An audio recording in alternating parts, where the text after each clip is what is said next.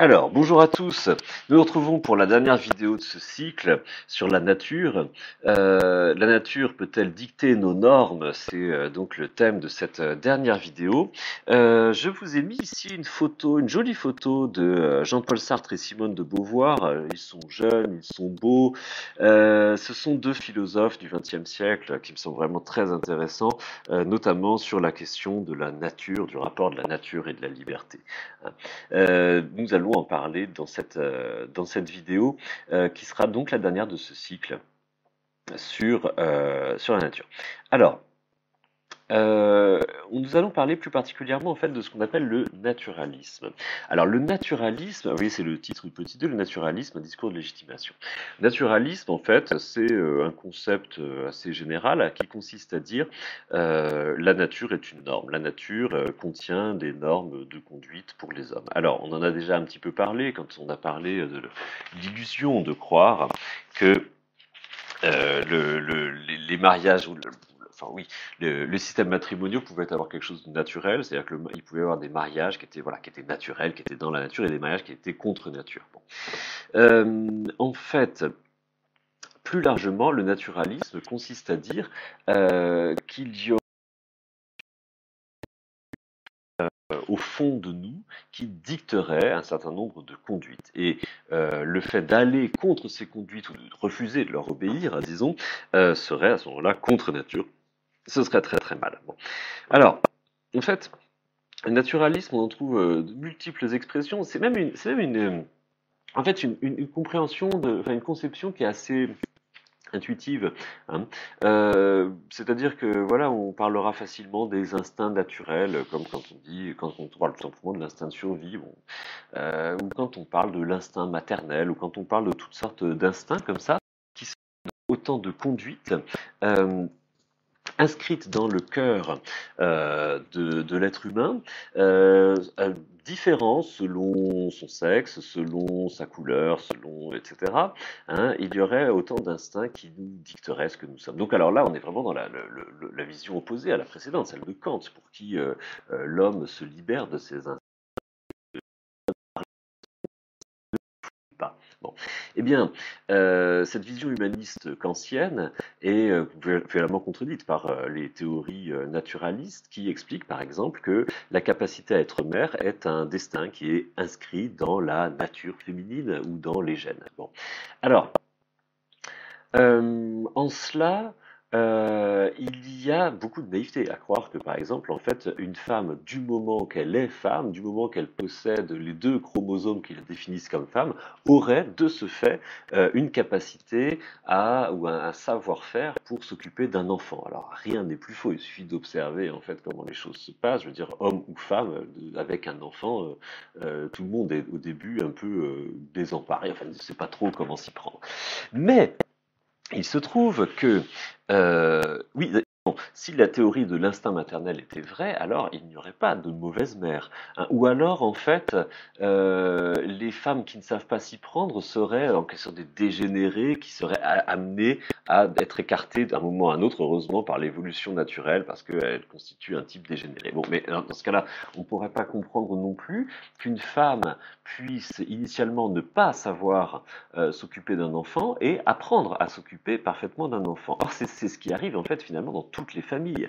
Alors, la seule différence, c'est que si l'on a répété depuis toujours à une jeune fille qu'elle était née pour donner la vie à un enfant, pour s'occuper des enfants, que son accomplissement en tant que femme, c'était de s'occuper des enfants, bon, alors forcément, hein, quand elle va se retrouver face à un nouveau-né, bon, elle aura peut-être un peu plus de facilité parce qu'en fait, on lui aura tellement dit, répété, etc., qu'elle se sera entraînée, en fait, sans forcément le savoir. Elle aura appris à ce que c'est que materner, elle aura appris le travail, la fonction de materner, à chaque fois qu'on lui aura calé un bébé dans les bras en lui disant, tiens, regarde, c'est formidable, c'est beau, la vie, etc., devenir mère, bon.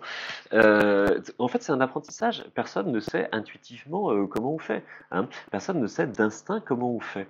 Il faut l'avoir appris et simplement, pendant très longtemps, on a éduqué les jeunes filles à devenir mères en leur donnant, en leur mettant dans les bras un bébé dès que l'occasion se présentait, surtout quand il s'agissait de familles nombreuses, etc. Ce qui fait qu'on a l'illusion, quand une jeune mère a son premier enfant dans les bras, on a l'illusion que sa conduite est naturelle. Elle est tout sauf naturelle, elle est apprise. Hein.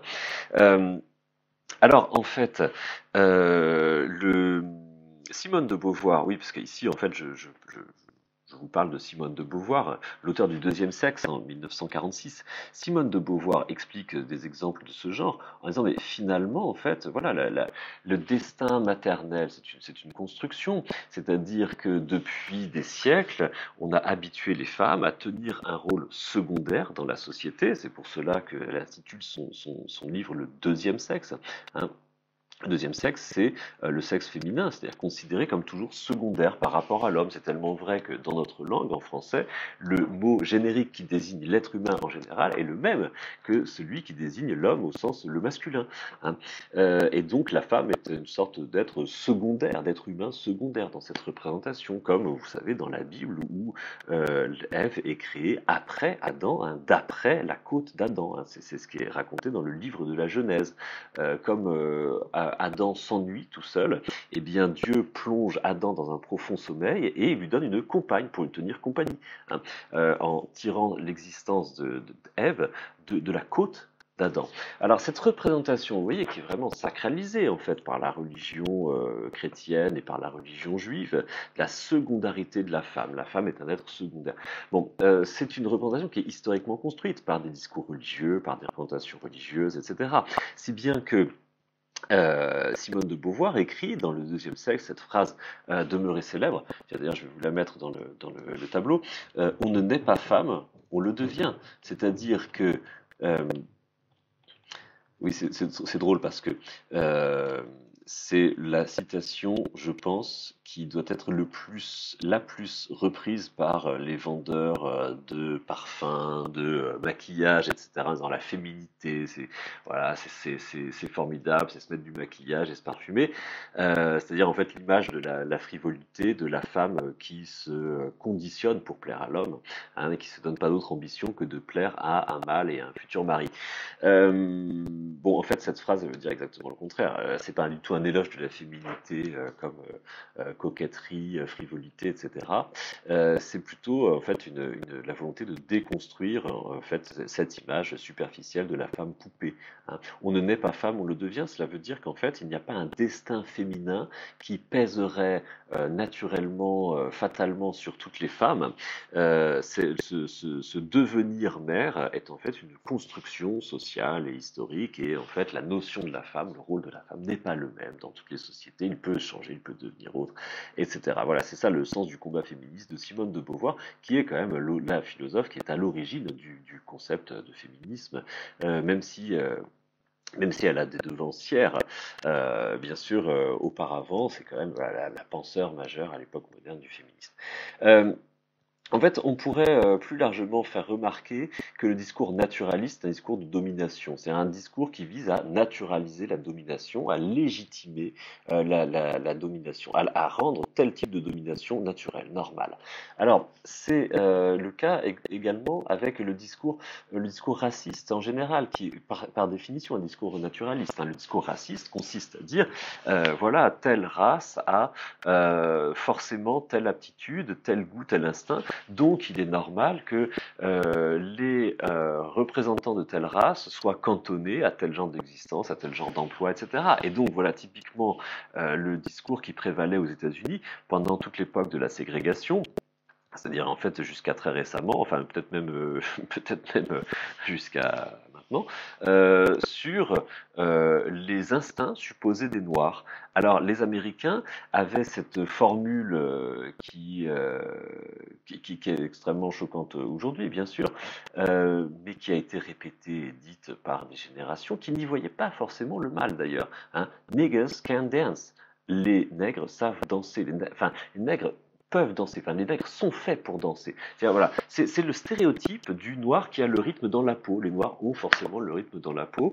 Ce serait une donnée instinctuelle, ce serait un trait de la race. Il y aurait des races, du coup. coup, à l'intérieur de l'humanité, et donc la race noire serait faite pour danser. Bon, alors à partir du moment où vous voyez, on part de présupposés comme ça, ou c'est ce qu'on dit, enfin je le dis même parfois naïvement sur les bords des stades, les noirs ils courent vite quand même, hein. Bon, eh bien non, en fait c'est le fondement du racisme, ce naturalisme-là, de dire qu'il y a des aptitudes innées, en fait, qui ne seraient pas du ressort de l'éducation et de la culture, mais qui seraient en fait tout simplement du ressort de l'instinct. Eh bien, c'est le meilleur moyen pour légitimer la domination des Noirs, c'est-à-dire le fait qu'ils soient voués à occuper des emplois subalternes, à avoir une existence euh, de d'auxiliaire, et à ne pas pouvoir en fait viser mieux dans leur vie que faire du sport ou faire des claquettes. C'est vraiment ou jouer du piano. C'est vraiment en fait le destin des Noirs pendant toute l'époque ségrégationniste américaine, et en fait, de fait, c'est encore en partie le destin des Noirs, non seulement aux États-Unis, mais bien dans bien des pays comme dans le nôtre, où en fait, on fait naïvement l'éloge des capacités sportives pour dire bah, finalement, bah, c'est très bien qu'ils fassent du foot ou du football américain, du basket, ou ce que vous voudrez, hein. C'est-à-dire en fait qu'ils limitent leurs ambitions à amuser en fait le public blanc, hein, voilà. C'est ce qui fait que par exemple, vous avez quelqu'un qui a quand même pas mal compté pour l'évolution de la figure des Noirs aux États-Unis. Euh, Louis Armstrong, le célèbre trompettiste et chanteur qui était noir. Il a souvent été mal vu, mal apprécié, mal reçu par la communauté noire aux États-Unis parce qu'il était le noir amuseur des Blancs. C'était en fait la première figure noire un peu positive auprès du public blanc, parce que c'est un grand chanteur, c'est une voix absolument exceptionnel, inimitable, un grand talent de musicien. C'est lui qui, par exemple, pendant la guerre du Pacifique, en 1943, se rend, vous savez, sur les bases aériennes de The Wonderful World. Vous voyez, donc en fait, c'était une figure qui était très positive auprès du public blanc, et du coup, pour le public noir, était devenu en fait le gentil nègre qui, voilà, faire plaisir au maître blanc, chanter une petite chanson de temps en temps, hein, ça fait pas de mal. Voilà, donc en fait, vous voyez ce discours naturaliste, bon, en fait, c'est le fondement du racisme et de tas de. C'est un discours en fait de légitimation d'une forme d'oppression. Alors, je vous donne un autre exemple. Tiens, oui, je l'ai mis là. La péridurale. Alors ça, c'est un exemple dont m'a parlé une amie qui a eu le malheur d'accoucher en Norvège, un pays bon, où les gens en fait sont assez traditionnalistes malgré l'image assez moderne de ce pays quant à ce qui concerne le soin, les médicaments. Et en fait, elle s'est rendue compte, à sa grande surprise, à son grand âme, que la péridurale n'était pas donnée en dehors des cas pathologiques lors des accouchements parce que ce n'est pas naturel. Ça n'est pas naturel d'accoucher sous péridurale. Et en plus, dans la Bible, il est quand même écrit que la femme doit souffrir pour donner la vie à ses enfants. Donc en Norvège, on donne la péridurale seulement dans les cas extrêmes, quand le bébé est en danger de mourir, pas la mère, hein. Voilà, donc en fait, voilà, c'est ça. Vous voyez, c'est un discours le naturalisme en fait, enfin, c'est-à-dire se référer à la nature comme guide. Voilà, l'accouchement naturel, c'est mieux que l'accouchement sous péridurale. C'est toujours en fait une façon de légitimer en fait une oppression et de dire bon, voilà, les femmes doivent souffrir pour donner la vie, hein. Évidemment, c'est plutôt une décision des hommes. Euh, voilà, alors pour terminer, je me contenterai de dire quelques mots de Jean-Paul Sartre, le philosophe existentialiste. On va un petit peu développer ce concept, hein. Dans le livre la conférence qu'il a prononcée en 1946, qui s'appelle «L'existentialisme est un humanisme», Jean-Paul Sartre prononce la phrase suivante: «L'homme est l'être chez qui l'existence précède l'essence». Je vais vous écrire le titre de l'ouvrage. C'est une conférence euh, prononcée en 1946. L'existentialisme est un humanisme. Voilà, au sortir de la guerre, la même année que le deuxième sexe. Dans l'existentialisme et l'humanisme, Jean-Paul Sartre prononce la phrase suivante: l'homme est l'être chez qui l'existence précède l'essence. Bon, alors cela signifie, cette formule demeurée célèbre, signifie que il n'y a pas une essence, une nature, si vous voulez, humaine, qui devrait nous dicter nos comportements, nos conduites, nos usages matrimoniaux, notre sexualité, etc., etc. Oui, tiens, je faisais allusion tout à l'heure dans une note à l'homosexualité. Naturaliser l'homosexualité en disant qu'en fait c'est une maladie mentale, bah oui, évidemment, c'est un discours d'oppression, en disant, bon, il y a des gens, en fait, c'est comme ça, ils sont malades, ils sont homosexuels, bon, c'est un discours d'oppression, bien sûr, comme les autres discours naturalistes. Bon, alors Sartre explique, l'homme est l'être chez qui l'existence précède l'essence. Il veut dire par là qu'en fait, il n'y a pas un destin qui est inscrit dans nos gènes, et que c'est à l'homme, en fait, de décider ce qu'il doit être par son existence, c'est-à-dire par son expérience de la vie, hein. Il prend l'exemple suivant, la production d'un objet manufacturé, un tournevis, alors je ne sais plus s'il dit un tournevis ou un coupe-papier, je ne sais plus, bon, enfin peu importe, un objet manufacturé comme ça. Dans un objet manufacturé, l'essence précède l'existence. C'est après tout ce qu'on a vu depuis le début de ce cours, hein. L'essence précède l'existence, c'est-à-dire que le fabricant de tournevis ou de coupe de papier, je ne sais plus, a bien un concept de l'objet qu'il veut produire, et en fait, après, il emploie toutes sortes de moyens pour conduire cette essence à l'existence. Eh bien, chez l'homme, c'est le contraire. Chez l'homme, il n'y a pas un plan prédéterminé, c'est l'homme qui se construit lui-même, qui s'invente, qui s'improvise lui-même au cours de sa vie, hein. Et il n'y a pas une nature finalisée qui nous impose ce que nous devrions être. Alors voilà, en guise de conclusion, alors je déplace aussi ici, j'aurais dû le mettre, voilà, pour la conclusion.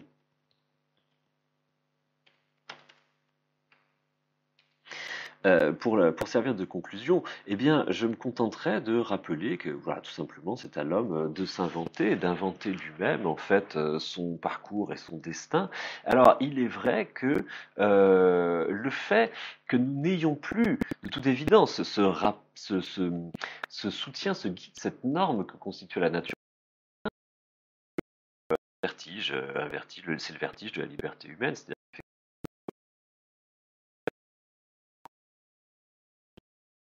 devenir, qui dicte ce qu'il doit être, hein.